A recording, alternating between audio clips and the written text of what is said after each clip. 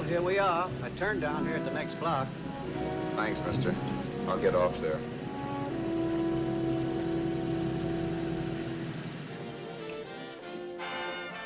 Want anything else? No. Hey, you. Me? Yeah, you. Where you heading? East. Your dad. I thought if he was heading north, I might be able to help you out. I'm pushing the Salt Lake, and I don't like to ride it alone at night. I'm one of those guys that got to talk or I fall asleep. Oh, sure, now, my partner, he's got Lou to keep him company, but I ain't got nobody at all. Where you coming from? West. Yeah, sure, I know, but where, L.A.? Maybe. Got a cousin out in L.A. You don't say. Yeah, he's been out. You're not much of a talker, are you? My mother taught me never to speak to strangers. Oh, a wise guy. So what? Okay, okay, don't get sore. Just trying to be sociable, that's all. Hey, Glamorous. You change for a dime, will you?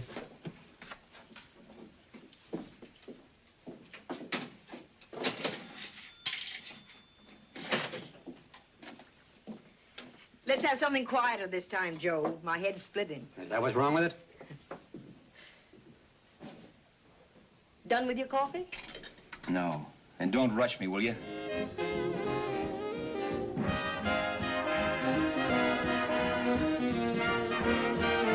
Hey, turn that off. Will you turn that thing off? What's eating you now? Yeah, what's eating you? That music, it stinks. Oh, you don't like it, huh? No, turn it off. Oh, wait a minute, pal. That was my nickel, see? This is a free country, and I play whatever I wanted. Okay. Sure, and if you don't like it, you don't have to listen to it. And you can leave here anytime you want it. Okay, I'm sorry I asked. First good piece played tonight and you don't like it. Some people just ain't got any good taste.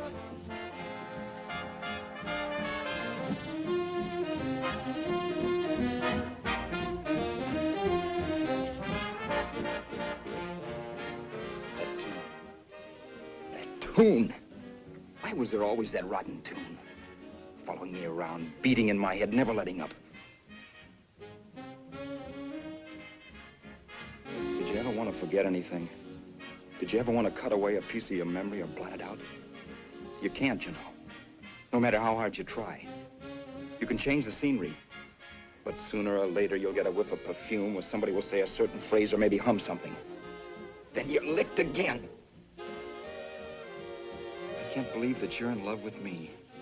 I used to love that song once. So did the customers back in the old Break of Dawn club in New York. I can't remember a night when I didn't get at least 3 requests for it. Sue, she was always selling it too. Those were the days.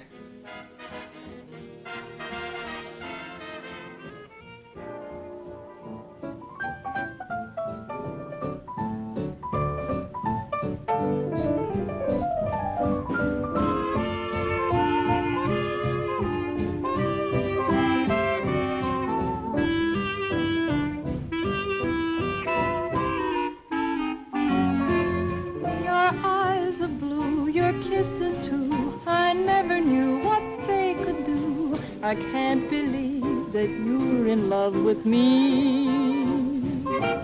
You're telling everyone you know that I'm on your mind each place you go. They can't believe that you're in love with me. I have always placed you far above me. I just can't imagine that you love me. And after all is said and done, to think that I'm the lucky one, I can't believe that you're in love with me.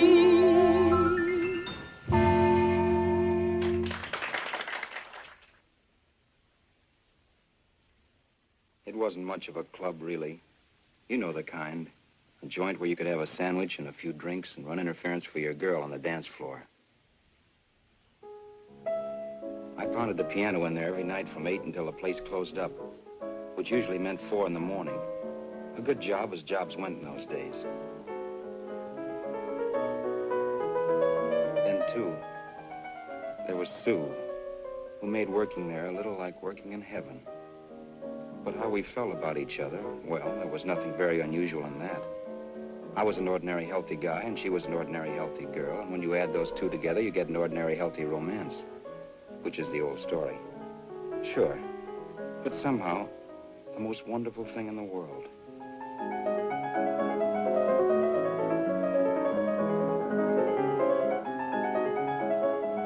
All in all, I was a pretty lucky guy.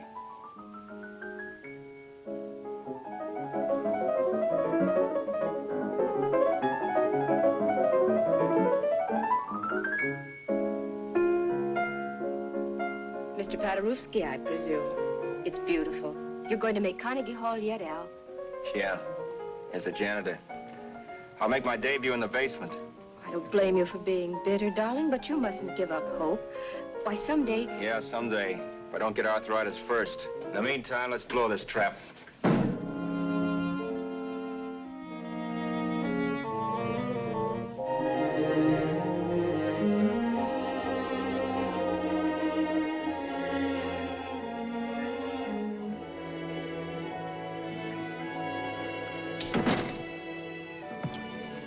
Like to get something to eat, hon? Oh, I don't think so, Al.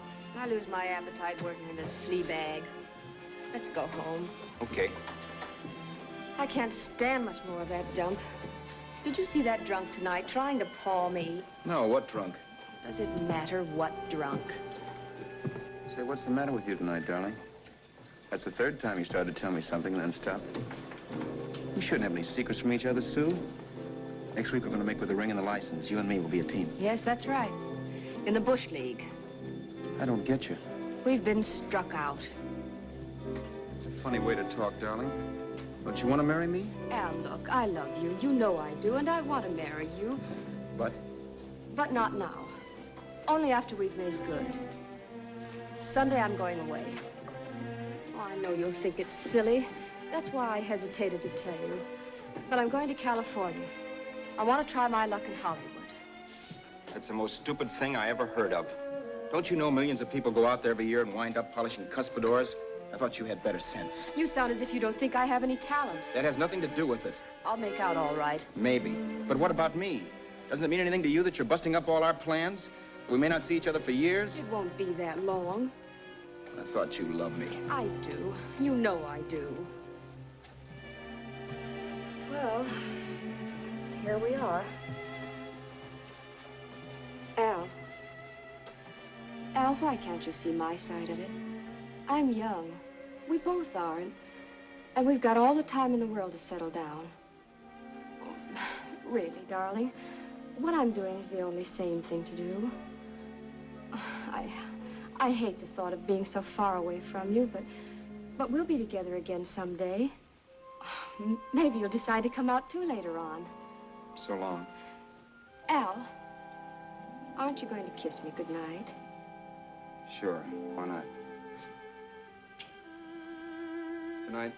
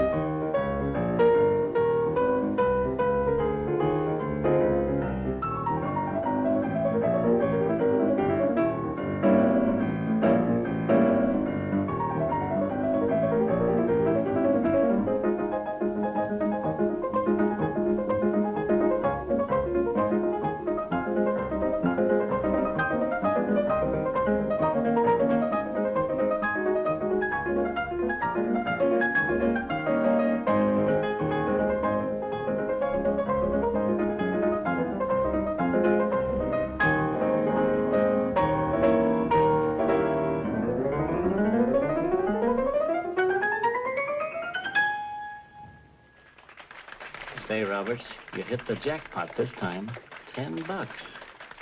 Thanks.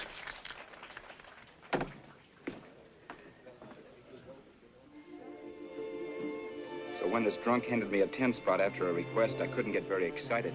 What was it, I asked myself? A piece of paper crawling with germs. Couldn't buy anything I wanted. It couldn't... Then I thought of something.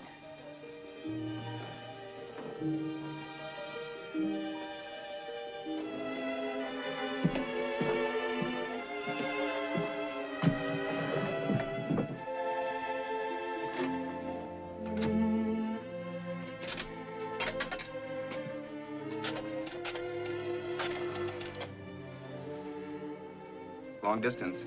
I'd like to put a call through to Los Angeles. Miss Harvey. Sue Harvey, Harvey. The number is Crestview 65723.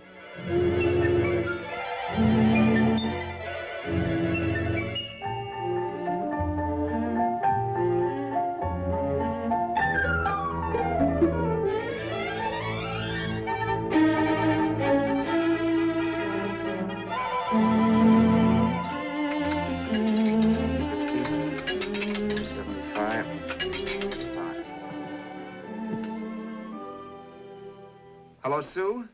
This is Al. Oh, baby, it's great to hear from you, too. What's that? You do? Oh, me too, darling. I thought I'd go batty without you. I just had to... Huh?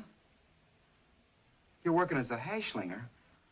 Gee, honey, that's tough. Those guys out in Hollywood don't know the real thing when it's right in front of them. You just stick it out, Sue, baby. Keep going around to those casting offices. I'm sure you'll click. Look, I'll tell you what. You stay put out there, I'll come to you. No, don't try to stop me. Just expect me. Train? Who knows? Train, plane, bus, magic carpet. I'll be there if I have to crawl. If I have to travel by pogo stick. And then, let's get married right away, huh? That's the stuff. That's what I've been wanting to hear you say. Well, goodbye for now. I'll be seeing you soon. Yeah. Bye. The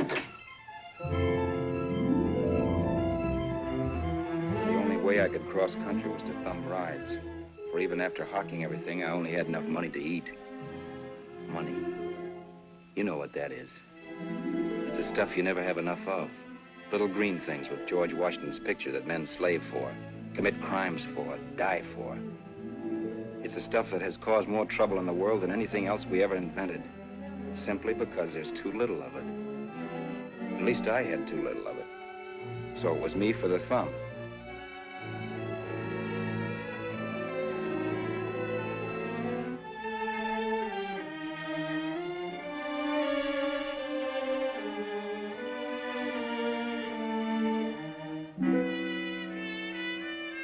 Ever done any hitchhiking? It's not much fun, believe me. Oh, yeah, I know all about how it's an education and how you get to meet a lot of people and all that. But me, from now on, I'll take my education in college or in PS 62, or I'll send $1.98 in stamps for 10 easy lessons.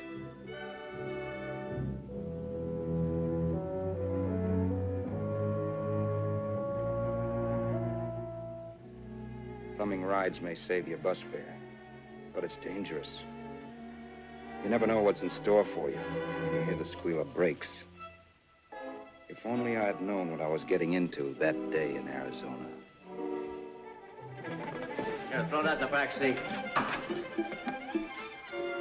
Okay, let's go. Make sure that door's closed.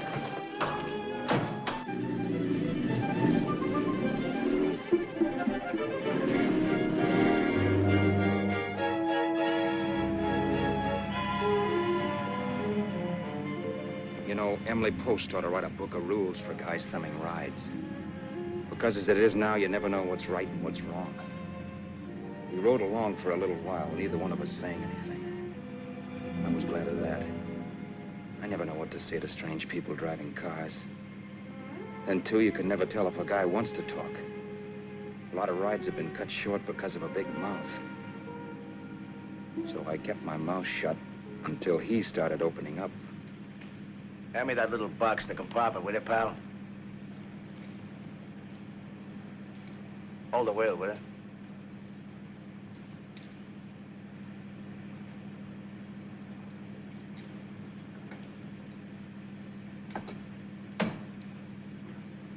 How far are you going? L.A. Well, you're really traveling, aren't you? Yeah, but I don't expect to make it for a couple of years at the rate I've been promoting rides. Not much luck, huh? Sure, all bad. Not many people stop for a guy these days. Afraid of a stick-up, maybe. Well, you can't blame him. Where you coming from? New York? Well, New York. You're in luck this time. I'm going all the way. Right through to Los Angeles. You drive a car? Sure. Whenever you're tired, let me know. I'll holler. I guess at least an hour passed before I noticed those deep scratches in his right hand. They were wicked. 3 puffy red lines about 1/4 inch apart. He must have seen me looking at them because he said, Beauties, aren't they? They're gonna be scars someday. What an animal. Whatever it was, it must have been pretty big and vicious to have done that. Right on both counts, New York. I was tussling with the most dangerous animal in the world. A woman. She must have been Tarzan's mate. Looks like you lost the bout. Certainly wasn't a draw. You know, there ought to be a law against dames with claws. Yeah. I tossed her out of the car in her ear. Was I wrong? Give a lift to a tomato, you expect her to be nice, don't you? Yeah. After all, what kind of dame some rides? Sunday school teachers? Yeah. A little witch. You must have thought she was riding with some fall guy. And me, who's been booking horses around racetracks since I was 20. I've known a million dames like her. 2 million. Yeah. Stopped the car, opened the door. Take it on the Arthur Duffy sister, I told her. That's the stuff. As I was done, huh? But if you want to see a real scar, brother, get a load of this. What? I got that one, too. Dooley? Yeah, we're just kidding, of course. My dad owned a couple of Franco-Prussian sabers. Kept them on the wall for decorations. Well, one day, another kid and I took them down. When the old man wasn't around. Had a duel. He got me in the arm here. Pretty mean cut. Infection set in later. Yeah, I can see that. Now, give me that box again, will you? Yeah.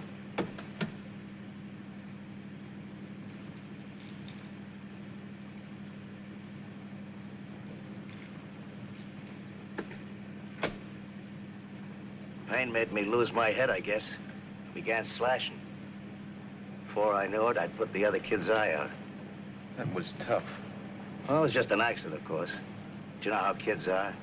I got scared, decided I was going to run away from home. Old man almost caught me when I was packing my duds. The bloody rag I had wrapped around my wrist hadn't caught his attention. You've seen the bundle for sure. But I beat it when he was phoning for a doctor. That was 15, 16 years ago. I haven't been home since. Pull in there for a bite or something, huh? a bite or something. Brother, was I hungry. I hadn't had anything in my stomach for hours. Yet even with that gnawing in the pit of my belly, I didn't want to be in too big a rush to put on the feed bag. First, I had to make sure this guy knew the score. If I got him down on me, it was goodbye ticket to Hollywood. I'll wait out here for you, mister. Well, if it's the money, don't worry about paying for it. This time it's on me. Well, that's white of you, Mr. Haskell, think nothing of it. You make your first million, maybe you can do the same for me. Come on, New York. I gotta make the West Coast by Wednesday. There's a horse running at Santa Anita named Paradicycle. Means daughter me if I'm on him. We'll make it all right. He did most of the talking during the half hour we were in the place. I ate. He rambled on about his old man, whom we hadn't heard from since he ran away as a kid. Now he happened to become a bookie. And then all about how he got rooked in Miami. One race, 38 grand. They cleaned out my book. How do you like that? That was tough luck. Yeah, and I'm supposed to be the smart guy. Well, you just wait. I'm going back to Florida next season with all kinds of jack. And you watch those stinkers run for cover. Want anything else? No, thanks. I've had plenty.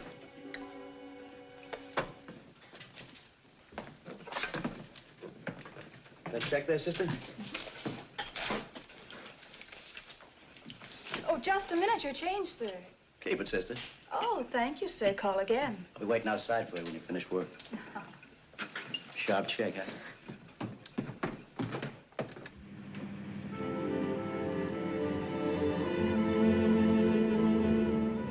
drove all that night while Haskell slept like a log. After a while, I began to get sleepy myself. I was happy, though.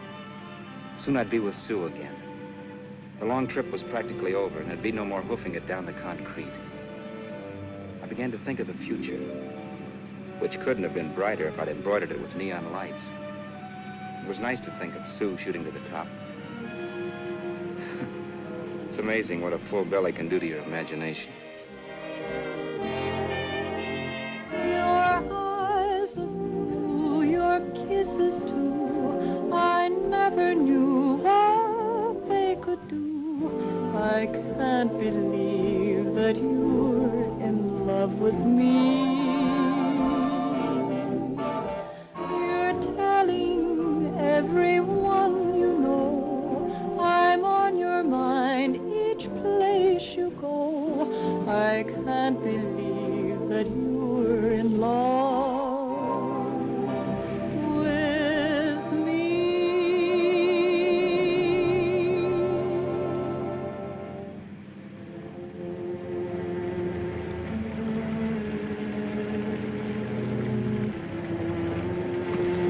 Mr. Haskell.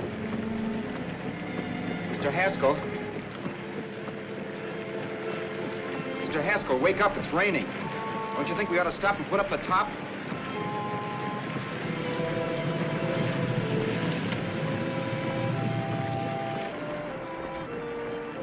Mr. Haskell, I'm going to put up the top.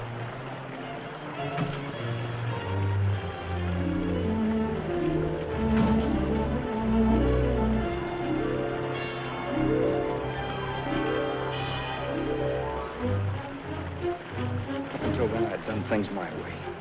But from then on, something else stepped in and shunted me off to a different destination than the one I had picked for myself. For when I pulled open that door... Mr. Haskell, what's the matter? Are you hurt? Are you hurt, Mr. Haskell? Start your sermon. I'll listen to it. But I know what you're going to hand me even before you open your mouths. You're going to tell me you don't believe my story of how Haskell died and give me that don't make me laugh expression on your smug faces. I saw it once he was dead, and I was in for it. Who would believe he fell out of the car? Why, if Haskell came too, which of course he couldn't, even he would swear I conked him over the head for his dough. Yes, I was in for it. Instinct told me to run, but then I realized it was hopeless. There were lots of people back down the road who could identify me. That gas station guy and the waitress. I would be in a worse spot then, trying to explain why I beat it. The next possibility was to sit tight and tell the truth when the cops came. But that would be crazy. They'd laugh at the truth. And I'd have my head in a noose. So what else was there to do but hide the body and get away in the car? I couldn't leave the car there with him in the gully. That would be like erecting a tombstone.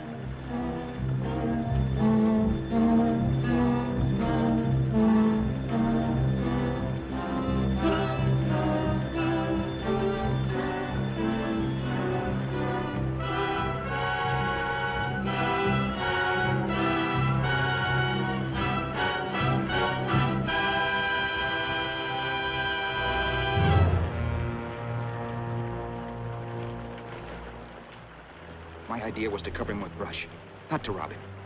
But then I remembered that even if I only drove the car for 100 miles or so, I would need money for gas. Besides, it was stupid of me to leave all that money on a dead man. Not only that, I'd have to take his driver's license in case I was stopped for something. I didn't like to think about it, but by that time I'd done just what the police would say I did, even if I didn't. My clothes. The owner of such an expensive car would never be wearing them. Some cop might pull me in on suspicion.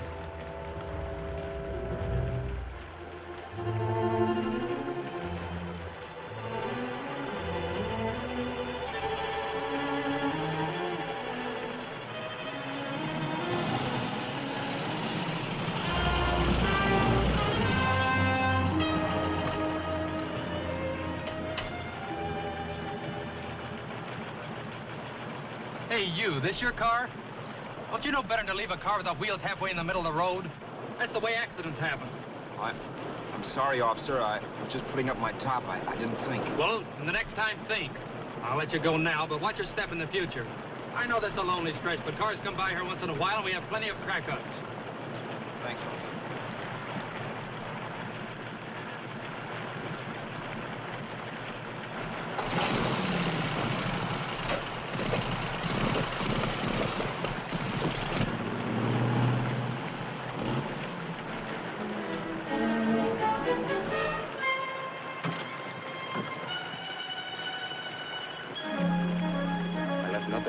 to give me away as Roberts. If they found a dead man in the gully now, it would be me.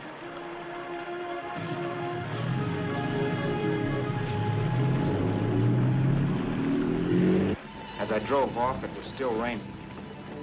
The drops streaked down the windshield like tears.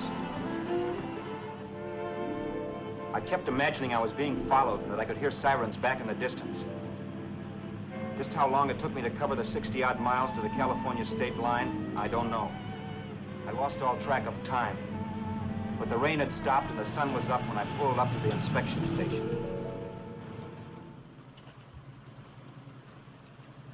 Hello? Carrying any fruits or vegetables? No.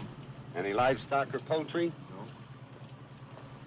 I'd like to see your registration and driver's license, please. Anything in the baggage compartment? This baggage. Charles Haskell, Jr., age 30, brown eyes, dark hair. Identifying marks, none. Are you Charles Haskell, Jr.? Yes. Well, remember, if you're employed and you stay over 30 days, you take out California plates. All right, officer, but I'll only be in the state a short while. Right, you can go now.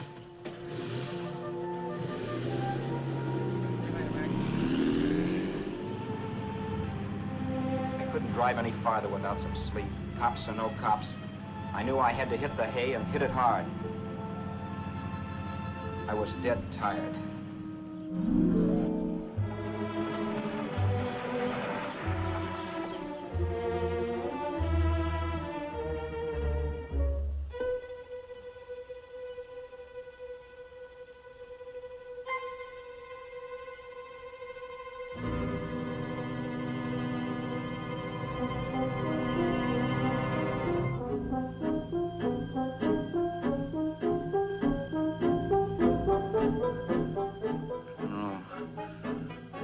Mr. Haskell. No.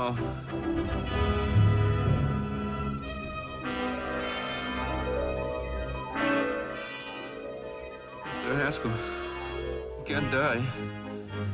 Don't think I did it. No, Mr. Haskell. No. No.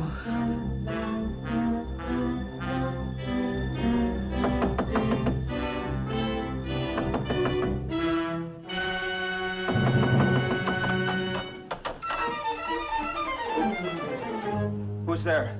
It's the maid. Can I come in and clean? Later. In a half hour. All right, sir.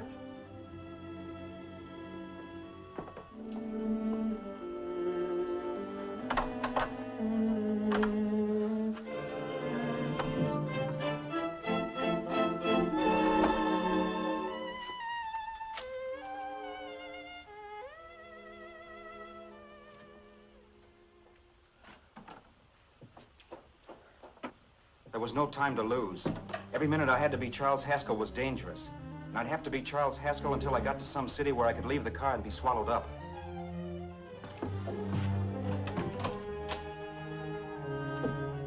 That meant driving the car as far as San Bernardino, maybe even to Los Angeles. In a little town, I might be noticed, but in a city, I should be safe enough. Then, after I ditched the car, I could go on to Sue. But those 5 minutes at the state line made me realize it might be a good idea to find out a little bit about Mr. Haskell. Then, if anybody asked me questions, I could give the right answers. The first thing I found out was that I had $768. This was a lot of jack, but believe me, it was the kind of money I'd rather not have.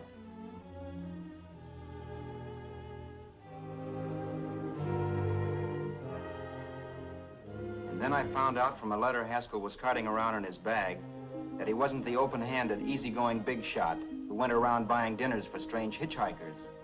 Before I got done reading it, I saw him more as a chiseler. It was written to his old man in California, the one he hadn't seen in so many years. In it, Haskell posed as a salesman of hymnals, of all things. It was easy to see where Haskell expected to raise a new stake for his book in Miami by rooking his old man. That was about all I found out from his effects, and it was enough. I told myself, maybe old man Haskell was lucky his son kicked off. He would never know it, but it saved him from taking a flyer in Sacred Literature Preferred.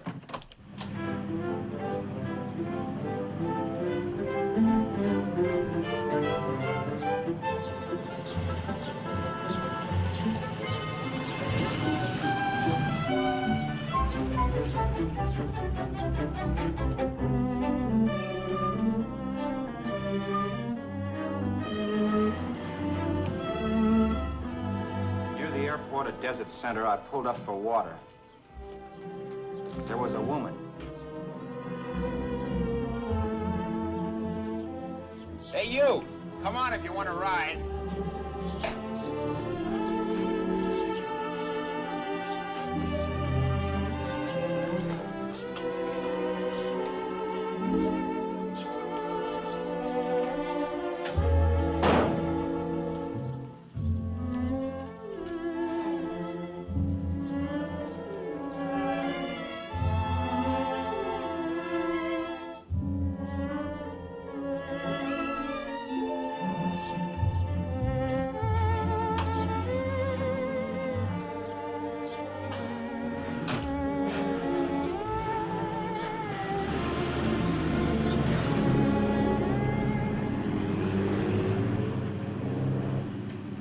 How far are you going? How far are you going? That took me by surprise, and I turned my head to look her over. She was facing straight ahead, so I couldn't see her eyes. But she was young, not more than 24. Man, she looked as if she'd just been thrown off the crummiest freight train in the world. Yet, in spite of this, I got the impression of beauty. Not the beauty of a movie actress, mind you, or the beauty you dream about when you're with your wife, but a natural beauty. A beauty that's almost homely because it's so real. Then suddenly she turned to face me. How far did you say you were going? Los Angeles? L.A.? L.A.'s good enough for me, mister. That's what I was afraid of. What'd you say? Oh, nothing, just thinking out loud. People get in trouble for doing that. What's your name? You can call me Vera if you like. You live in Los Angeles? No. Where are you coming from? Oh, back there. Needles? No. Oh, sure, Phoenix. You look just like a Phoenix girl. Are the girls in Phoenix that bad? The girl must have been pretty tired, because she fell asleep not 20 minutes after she stepped into the car. She lay sprawled out with her head resting against the far door, like Haskell. I didn't like that part of it much, but I didn't wake her up. It wasn't that this girl still worried me. I'd gotten over that funny feeling I had when she looked at me, which I put down as just my jangled nerves. With her eyes closed and the tenseness gone out of her, she seemed harmless enough. And instead of disliking her, I began to feel sorry for her. The poor kid probably had had a rough time of it. Who was she anyway? And why was she going to Los Angeles? And where'd she come from in the first place? The only thing I knew about her was her name. Not that it made any difference. A few hours more and we'd be in Hollywood. I'd forget where I parked the car and look up Sue. This nightmare of being a dead man would be over. Who this dame was, well, it was no business of mine. Where did you leave his body? Where did you leave the owner of this car? You're not fooling anyone. This buggy belongs to a guy named Haskell. That's not you, mister. You're out of your mind. That's my name, Charles Haskell. I can prove it. It's my driver's Save license. yourself the trouble, mister. Having Haskell's wallet only makes it worse. It just so happens I rode with Charlie Haskell, all the way from Louisiana. He picked me up outside of Shreveport. You rode? You heard me. Then it all came back to me. All the talk about dueling and scars and scratches. There was no doubt about it. Vera must be the woman Haskell had mentioned. She must have passed me while I slept.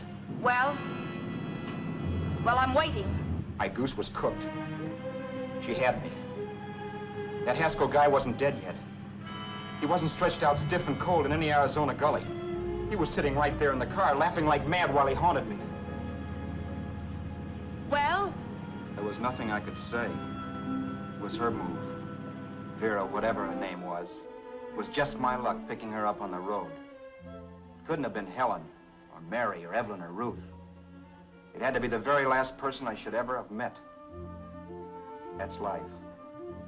Whichever way you turn, fate sticks out a foot to trip you.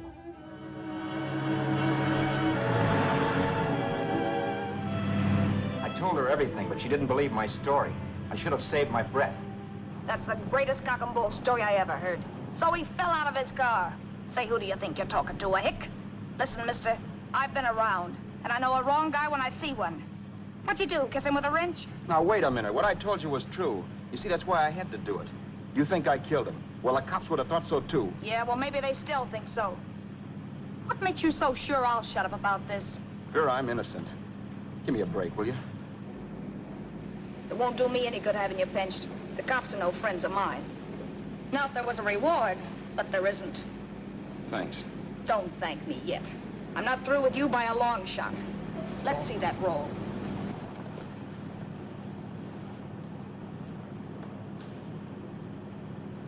Is that all Haskell had? Isn't it enough? No, I thought he had more. Not that I know of. You can search me if you think I'm holding out on you. Well, maybe I will at that. He told me he was going to bet $3,000 on a horse named Paradisical on Wednesday at Santa Anita. He was stringing you along. He meant 300. Maybe. Sure, $3, 300. He was a piece of cheese, a big blowhard. Listen, mister, don't try and tell me anything about Charlie Haskell. Remember, I knew him better than you did. Okay, then you knew he was a four-flusher. That explains the $3,000 bet. I'm not so sure he didn't have that $3,000. Why should I believe you? You got all the earmarks of a cheap crook. Now, wait a Shut minute. up. You're a cheap crook and you killed him. For 2 cents, I'd change my mind and turn you in. I don't like you. All right. Don't get sore. I'm not getting sore. But just remember who's boss around here. If you shut up and don't give me any arguments, you'll have nothing to worry about. But if you act wise, well, mister, you'll pop into jail so fast it'll give you the bends. I'm not arguing. Well, see that you don't.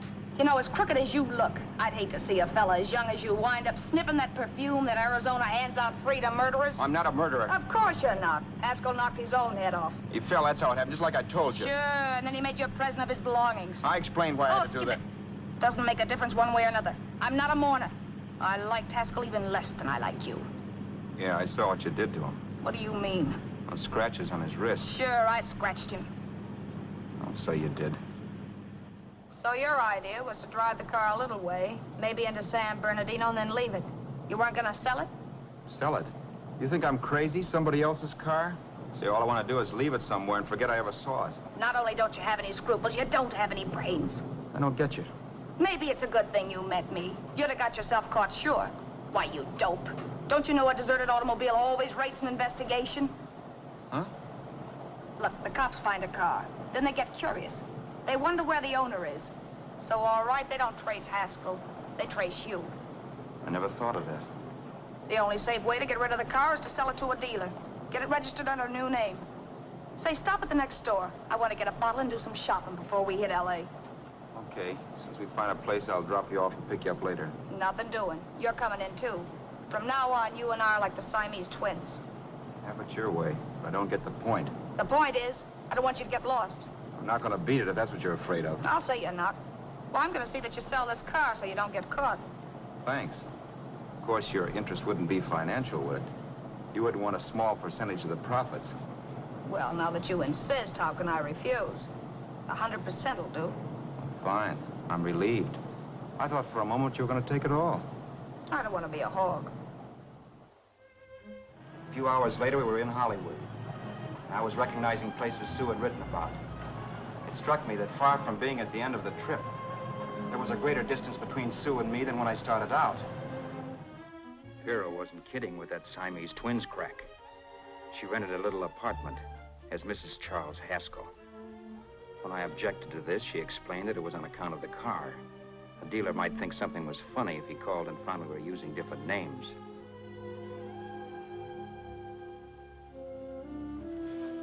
Home, sweet home. Yeah. Not bad, either.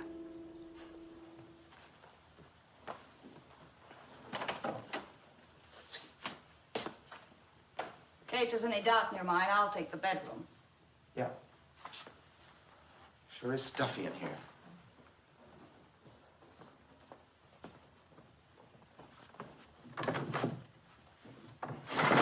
Keep the window shut. Okay. The old crow downstairs said there's a folding bed behind this door.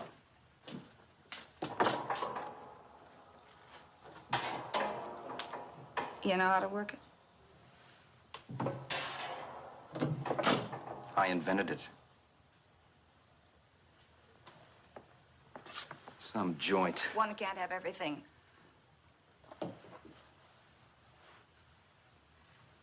I'm first in the bathtub. I don't know why, but I figured you would be.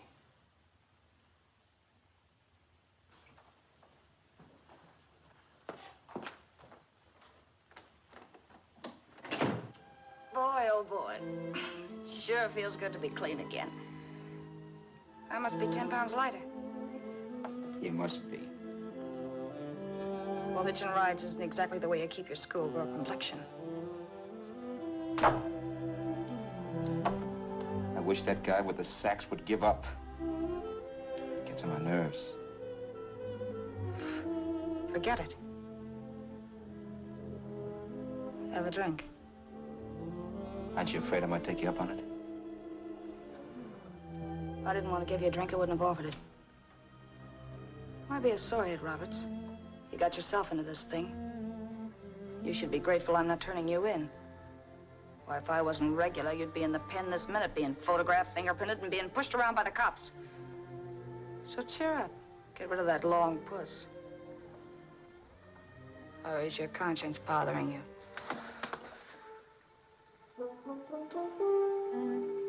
No. It isn't. Swell. That's the spirit. He's dead and no moaning around will bring him back. Anyway, I never could understand this worrying about something that's over and done with. Now look, Vera, for the last time I didn't kill him. Haskell was a sick man. Maybe he was dead before he fell out of the car. I don't know. Sure. He died of old age. All right. So if it'll make you sociable, you didn't kill him.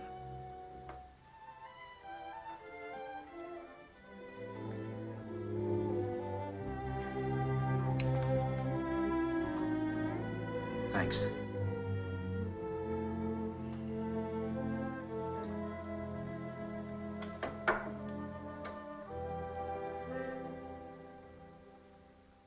We're out of liquor, Roberts. Yeah. Too bad. I felt like getting tight tonight. Well, I think you succeeded. Am I tight?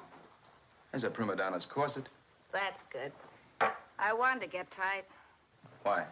What have you got to get tight about? Oh, I don't know. Few things. Huh.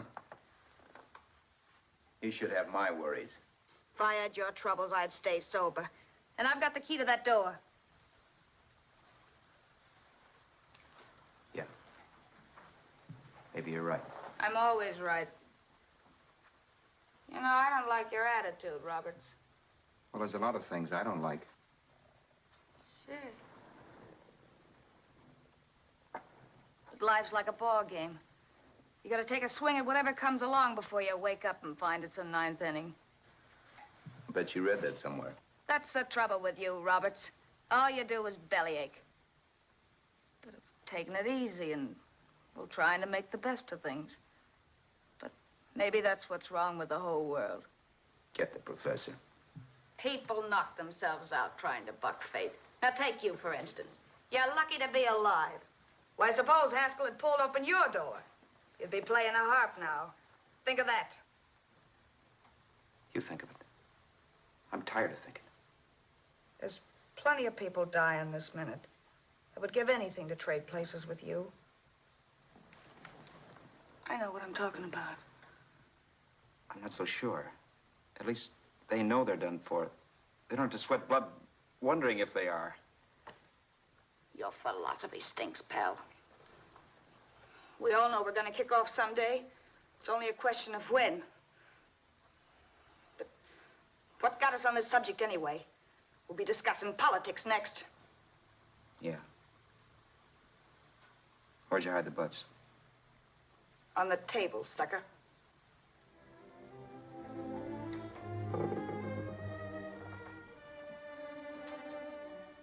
We bored each other with conversation for a couple of hours longer. Every 5 minutes, one of us was wishing we had another bottle or a radio or something to read. Then finally, we ran out of chatter. I know it's only 11 o'clock, but I want to get up early and make the rounds of the used car lots. No hurry about that. We've got all the time in the world. Maybe you have, but if you think I want to stay cooped up in this place any longer than I have to, you're batty. It's not a bad place. Pay plenty for diggings like this in New York. I wouldn't like it if it was the Ritz.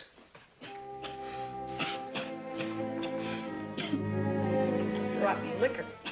You got a mean cough. Want to do something about it. I'll be all right. That's what Neal said. Who? Nobody you know. Wasn't that the dame that died of consumption? Yeah. Wouldn't it be a break for you if I did kick off? You'd be free with all Haskell's dough and car. I don't want to see anybody die. Not even me. Especially not you.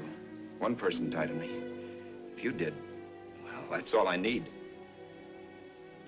You don't like me, do you, Roberts? Like you. I love you.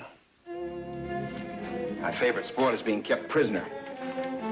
After we sell the car, you can go to blazes for all I care, but not until then.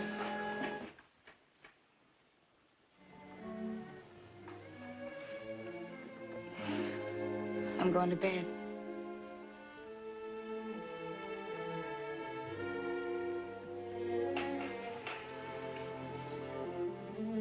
Good night, Roberts.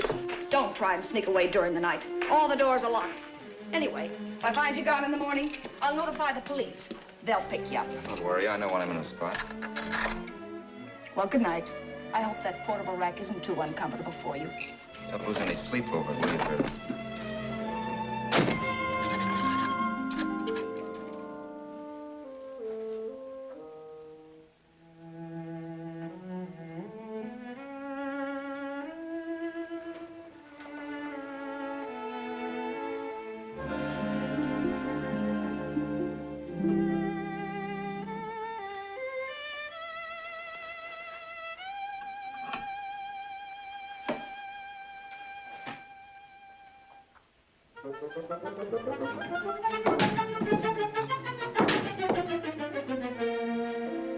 Crestview. 6, 5, 7, 2, 3. Hello? Hello? Hello? Hello?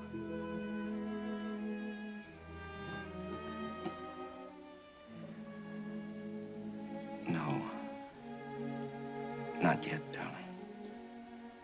Tomorrow. Maybe. If this were fiction, I would fall in love with Vera, marry her, and make a respectable woman of her. Or else she'd make some supreme Class A sacrifice for me and die. Sue and I would bawl a little over her grave and make some crack about there's good in all of us. But Vera, unfortunately, was just as rotten in the morning as she'd been the night before. All right, I'm coming. Look, Vera, it's almost noon. So what? The dealers will be there all day? I'll be there all year, too, but that doesn't mean I'm going to wait that long. Shut up. You're making noises like a husband. Well, do I rate a whistle? You sure do, but let's go. Let's go, let's go. I spent $85 in 2 hours preparing bait, and all you can say is let's go. Come on.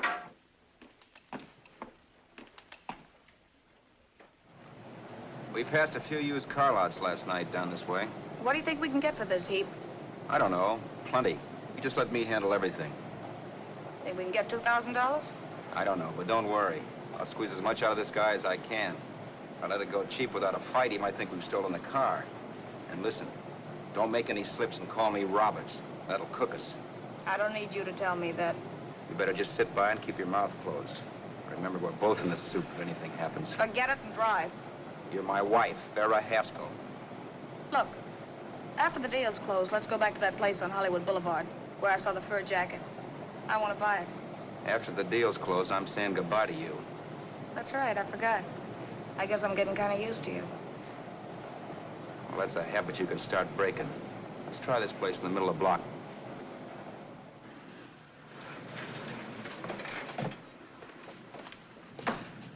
Good afternoon. What can I do for you? We're interested in selling a car. If the price is right. Well, if it's in good mechanical condition, it should blue book for about $1,600.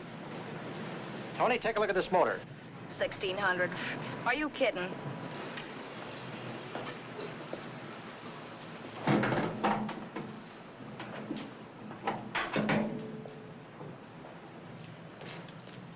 Well, maybe $1,850.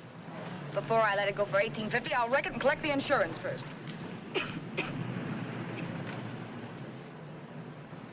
Lady, this motor's seen a lot of driving.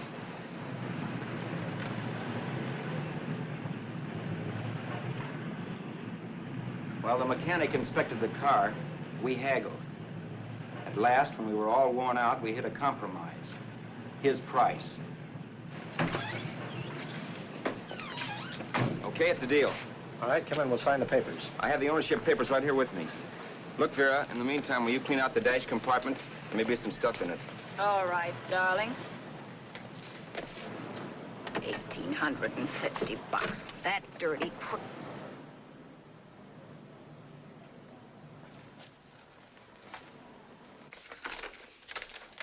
New York, huh? Yeah.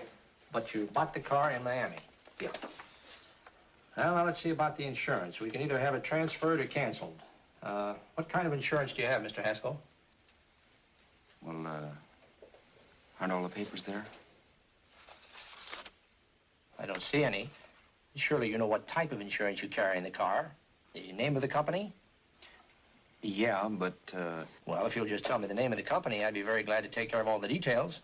well, Did you sign the papers yet? not yet. Well, don't. We're not selling the car. Well, wait a minute, Miss Haskell. Come on, darling. What's the matter? Change your mind? Yes, I'm sorry. I guess I have. But, Vera... Let's go.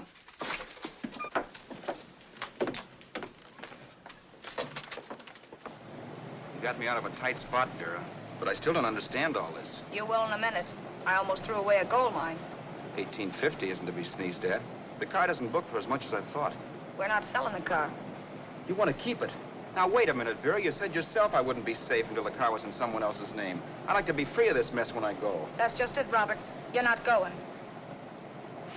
There's a drive-in at the next corner. Pull in there and we'll get a bite to eat. And I'll explain. What is this, another one of your brilliant ideas?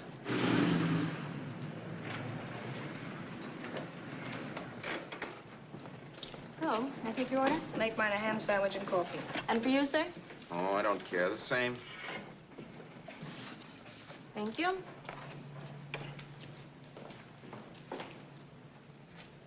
Get this, Vera.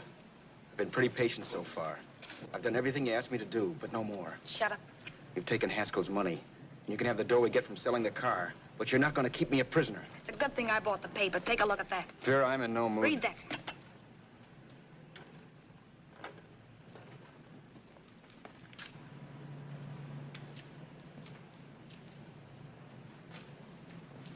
No. Yes. No, I won't do it. Yes, you will. You think I'm crazy? It's impossible, I tell you. Excuse me.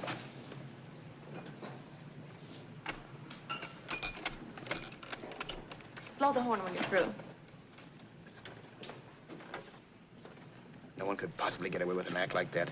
It'd be wise to me in a minute. Don't be yellow. You look enough like him. The same coloring and the same build. See how his clothes fit you? No kidding, you almost had me fooled for a while. Oh, grow up, Vera.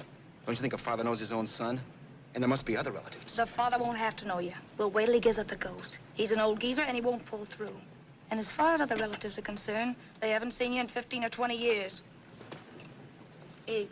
I'm not hungry. And I won't do it. It's not as tough as it sounds. Remember, you've got all kinds of identification. His car, letters, license. I could never get away with it. It's the stupidest thing I've ever heard. The old boy has scads of dough. Look in the paper there. Personal fortune assessed at over 15 million. He'll leave plenty, I tell you. Maybe he cut off his son. How do we know? It's out, Vera. I won't have anything to do with it. I think you will. Look, Vera, I'll do anything within reason. But not that. So forget it. Find yourself another stooge. You sap. You'll be fixed for the rest of your life as Charlie Haskell. You can take your inheritance and go away. No more worrying about the rent, no sweating, scheming, wondering where your next meal's coming from. Think about that, Roberts. Vera, please, you're talking too loud. On this, I'm splitting 50-50 with you. Sure, why not? We're both alike, both born in the same gutter. Now, take it easy, Vera. There's people around here. You don't know what you're talking about. We'll wait till we read that old man Haskell's dead. Then you show up. Like you read in New York that he was sick. No. Suppose he doesn't die. He will. I know he will. Something tells me. But as much as I insisted I would have no part of her scheme, Vera was taking it for granted I would. Neither of us had our mind on the cards as we played that night. I knew we were just trying to kill time between newspaper editions. This was a death watch for Vera. Maybe it was for me, too. Don't you realize if I'm caught, they'll want to know where I got the car and stuff, and they'll have me on a murder charge. If you're smart, you won't get caught. I knock for 7. And if I'm caught, don't you realize you'll be out, too? 18 points, that gives me 30. How will I be out? You'll be out $1,850 we would have gotten on the car. Really, Vera, you'd be an awful chump if you threw away all that dough on a dizzy long shot. Let me sell the bus tomorrow. With the money it'll bring and what you've already got, a clever kid like you can run it up in no time. Then we'd both be in the clear. I'll be in the clear anyway. Maybe. Maybe. But if I got caught, I'd get good and sore at you, you know. You mean you'd squeal? Oh, no, not squeal exactly. Never mind what you meant. Even if you did tell the cops I was in on it with you, what could they do to me? They might give me the same medicine they gave you. Yeah. A rope. But I'm on my way anyhow. All they'll be doing will be rushing it. All right. But think of the $1,850 you'd lose. You'd kick yourself along the block if you ever let it get away from you. I'll take the chance. Want another drink? You're being a goon. That's the way people wind up behind the 8 ball. Once they get a few dollars, they become greedy and want more. My. Caesar. Who? You know that Roman general? He got his for being greedy. He wasn't satisfied, so the final wind-up was he took the count. A couple of days ago, you didn't have a dime. Why, you were so broke you couldn't pay cash for a postage stamp. Now you've got almost $700 with $1,850 in the offing. Take my advice. Don't try for more. I'm tired of this game. Let's have some blackjack. Play solitaire. Okay, I will if that's the way you feel about it. That's the way I feel about it. Getting sore and throwing things won't help much, Roberts. I'm really doing you a favor. I help you out of a jam by keeping my mouth shut. I show you how to make some soft money. And what thanks do I get? Thanks. Sure. Or would you rather call the cops and told him you killed a man and stole his money? I didn't kill anybody. Yes, you did. No, I didn't. You know I didn't. All right, then. Suppose I call the cops. If you're innocent, what do you got to be scared of? Okay. Call him, you mutt. Go ahead and call him. See if I care. At least they'll give me a square deal. You want me to call them? You heard me. But I'm warning you. If I'm pinched, I'll swear you were in on it. I'll say that you helped me. If I fry, I'll get even with you. You wouldn't dare. You're ticking. Yeah? Then try it and see. Call him. Yeah. Okay, I will.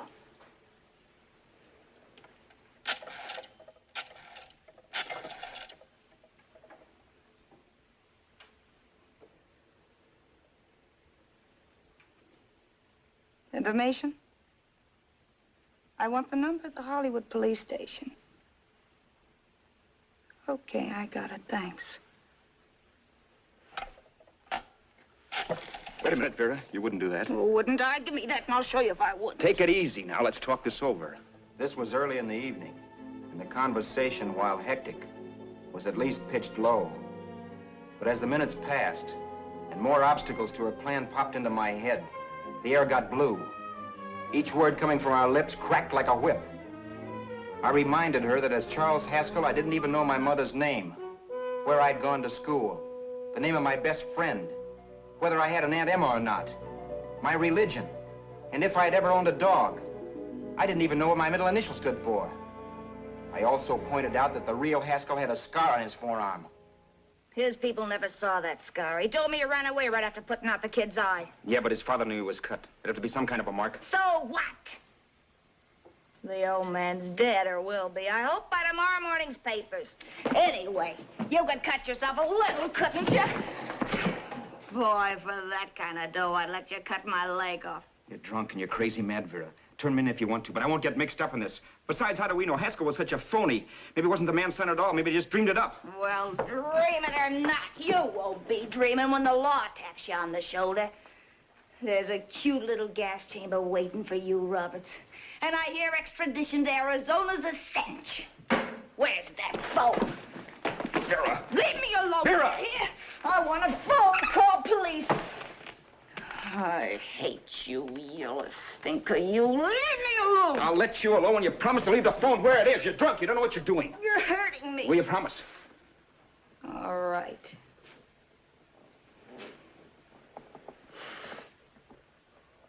You hurt me. I'm sorry, but... And it's hot in here. Open up a window. It's not hot. Don't tell me. Now, do you do it or do I do it? You're no gentleman, see? Yeah.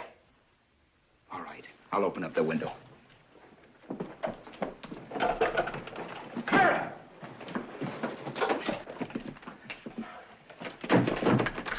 Vera, open the door. Please open the door. Vera, open the door. Don't use the phone. Listen to me. I don't like you, Roberts. You're no gentleman, see? You hurt my hand, and I'm going to get even with you. If you don't open the door, I'm going to kick it down, Vera. Vera, don't call the cops. Listen to me. I'll do anything you say. Vera, let me in. I'll break the phone.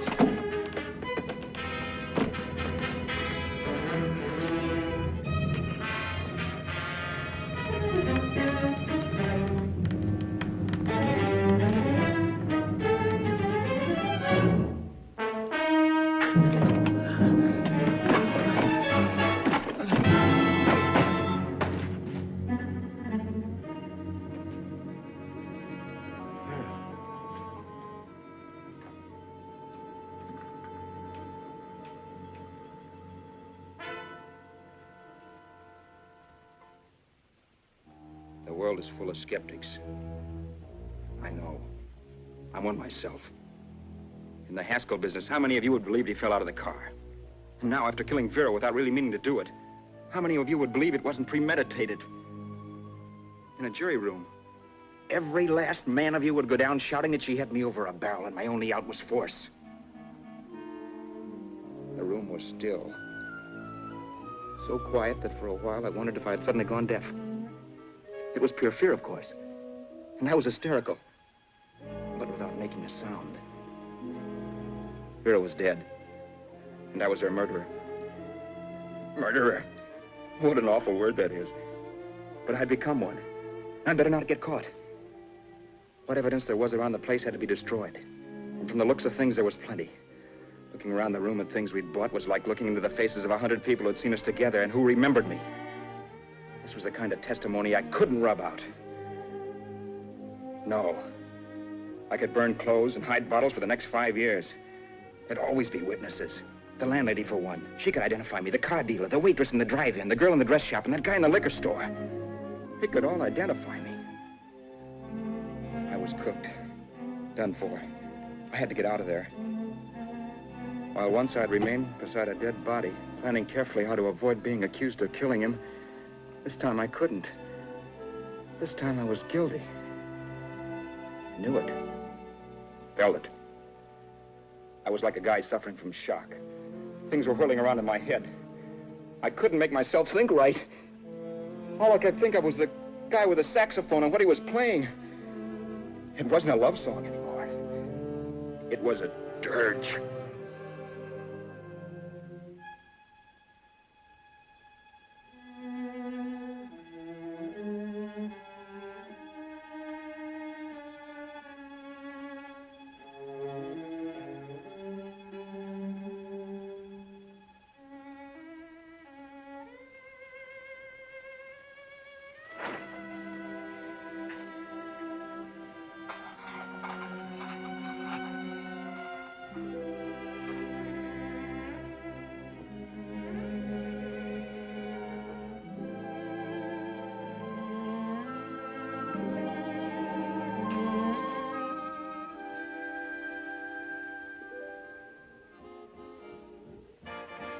My problems weren't solved.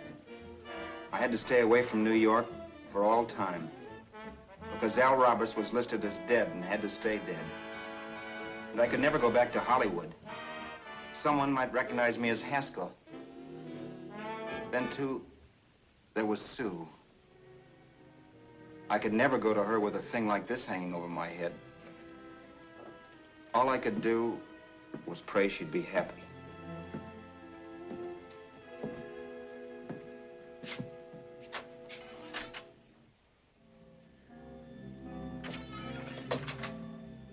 I was in Bakersfield before I read that Vera's body was discovered. And that the police were looking for Haskell in connection with his wife's murder. Isn't that a laugh?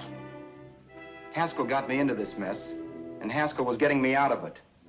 The police were searching for a dead man.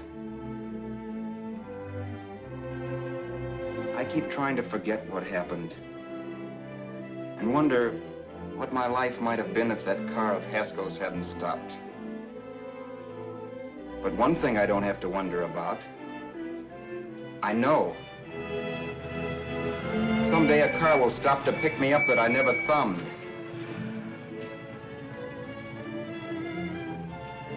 Yes. Fate, or some mysterious force, can put the finger on you or me for no good reason at all.